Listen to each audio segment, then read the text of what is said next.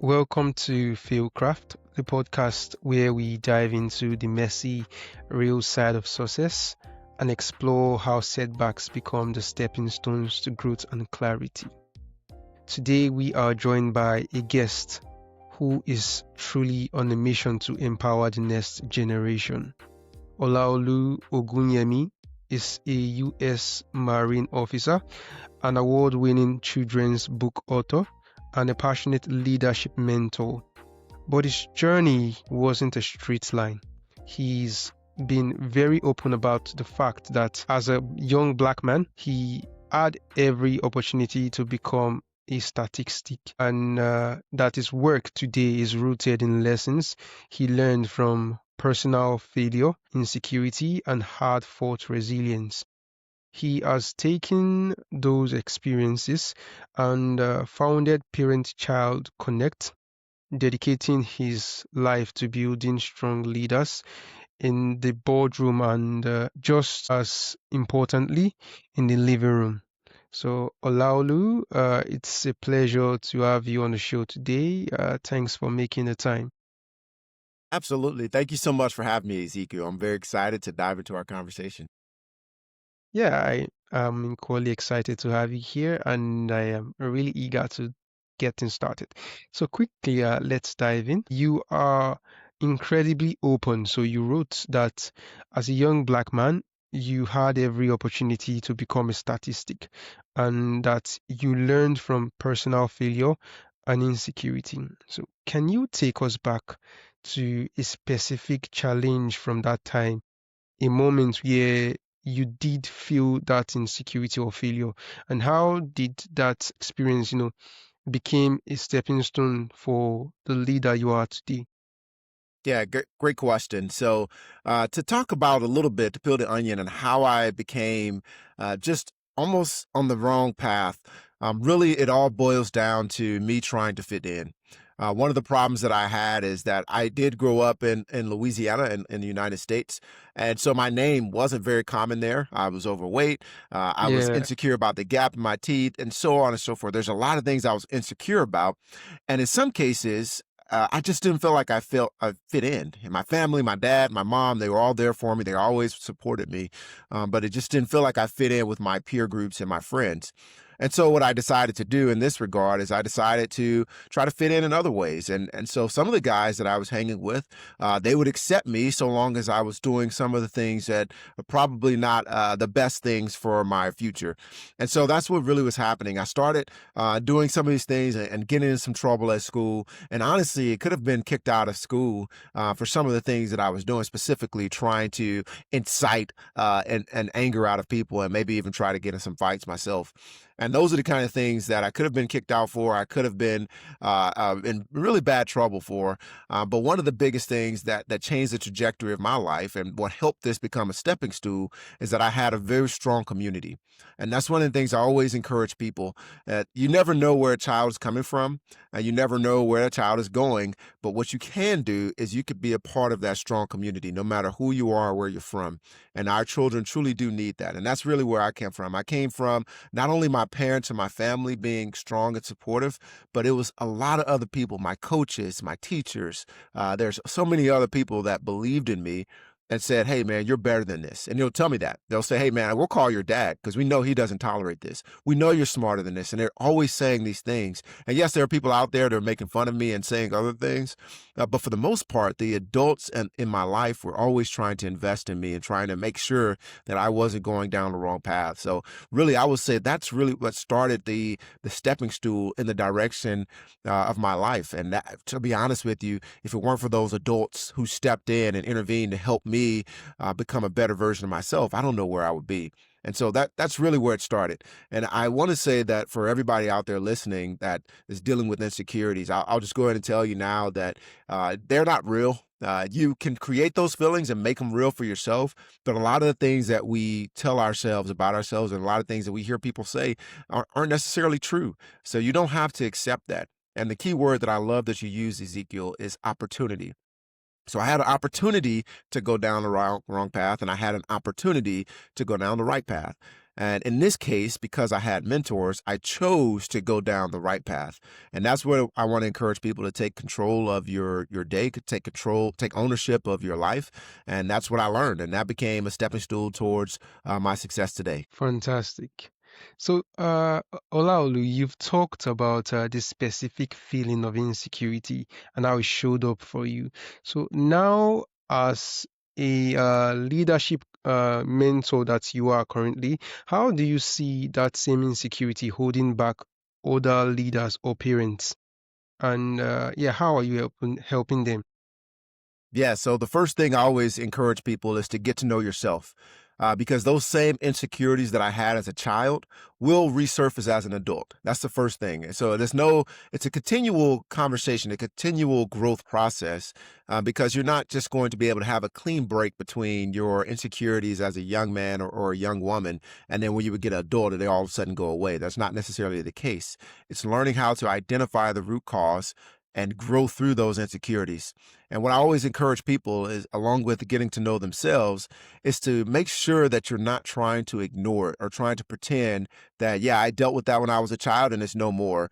And give yourself grace. Don't A lot of what I notice with leaders, especially those who are strong and lead a lot of people, and they believe that they should be, the go-to person, they're like the rock in their organization. They really struggle with insecurities. And the reason is because they don't believe that they should be dealing with them. They're like, well, I'm the strongest. I'm the one who helps everybody else solve their problems. And so they Mm, always deny their insecurities and the problems that they're having. So I always tell them, number one, acknowledge that we all have insecurities.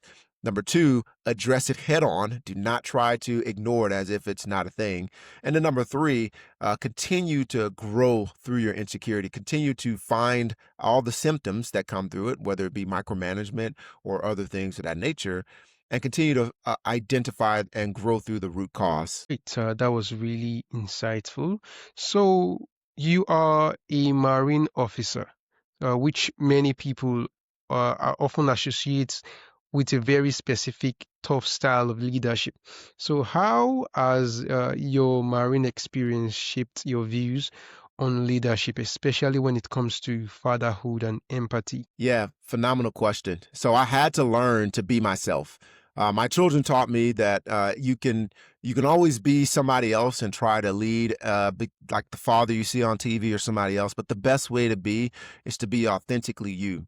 And I had to learn that the hard way in the Marine Corps. Unfortunately, as a young Marine Corps officer, I walked into the room, and specifically when I was an operations officer, I learned that the kind of leadership style that a lot of operations officers had in the Marine Corps is that they're very direct. They tell people what to do and it will get done. And they're just always on top of people, making sure people are getting stuff done. And I tried to assume that persona. And quite honestly, people were responding to it because that's just what they knew to do. They knew that they had to follow the orders. What I realized though later on, and because one of my mentors came and talked to me, is that people started to listen to what I was saying. They were obeying what I was saying, not because I influenced them and I was leading them well, but it's because they didn't want to be bothered. They didn't want to be nagged. And so that was what I had to learn. It's like you have to be authentic. You have to be yourself, and don't allow the environment you're in to change you into somebody you're not. I always tell people this, that you have to be a caterpillar, not a chameleon. A chameleon adapts to the environment they're in just to blend in. And that's what I was doing as a Mm, as a young leader.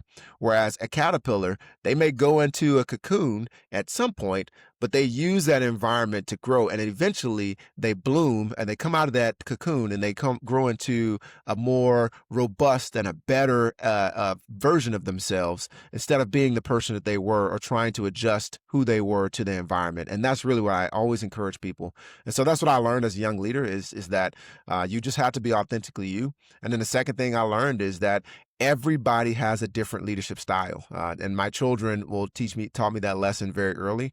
What works for my oldest daughter, who's 16, will never work for my 6-year-old. It's just different styles, different personalities and characteristics that you have to learn and lead through. So let's talk about your children's book, Crow from the Shadow. So the book deals with self-worth. So what inspired that story? Was it based on some of those same feelings of insecurity you navigated? Yes, absolutely. So the book Crow from the Shadow, it's first of all, it's a crow. And most people don't look at a crow as your typical main character in a story. But I chose a crow because the crow, number one, is an animal that's misunderstood. It's very intelligent, Mm, but it's just trying to yeah, survive. And most people don't even think about a crow in that manner. So I chose that crow for the reason because I believe that a lot of us could relate more closely to a crow than some of the superheroes we see in other stories. And then you have the shadow. The shadow is a person, place, or thing that tries to stop us from achieving our destiny. And so in the story, you see the shadow is telling Crow what he can't do or what he shouldn't be doing. And Crow just continues to talk about the things that he wants to do or he really enjoys. And then in the end, he finally decides that, he is talented. He does have all what it takes. And then he decides, you know what? Only one can determine my future. That one is me. And that's what Crow from the Shadow is all about. And that's why I enjoyed it. It did come from a personal place for me, as we already talked about my insecurities, but it also came from the need to be able to break free from the expectations of those in your environment and those around you, and learning how to live your own life and be the person that you believe you were placed on this earth to be.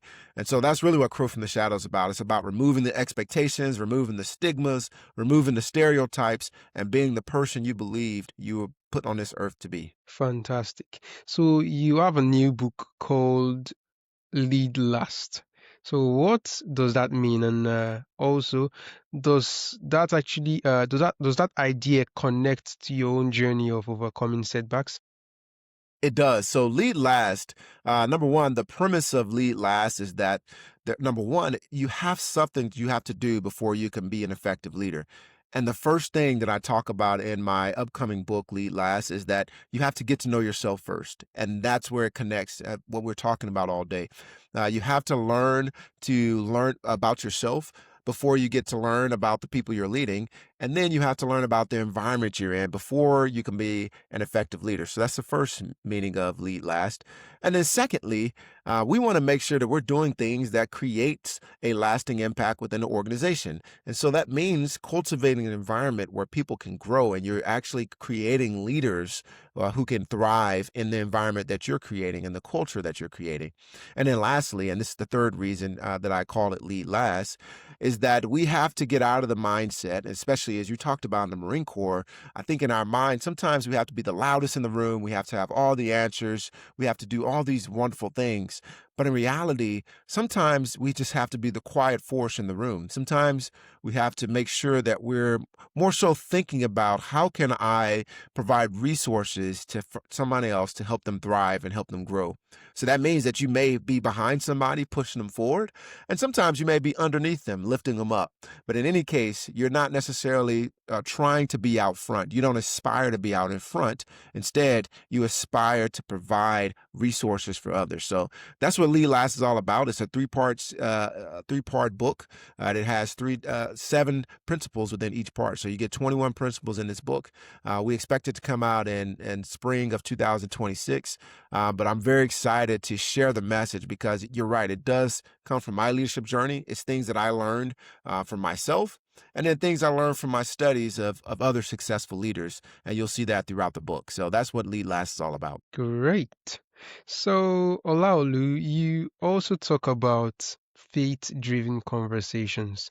So, what role did your faith play in helping you navigate those moments of failure and find your purpose?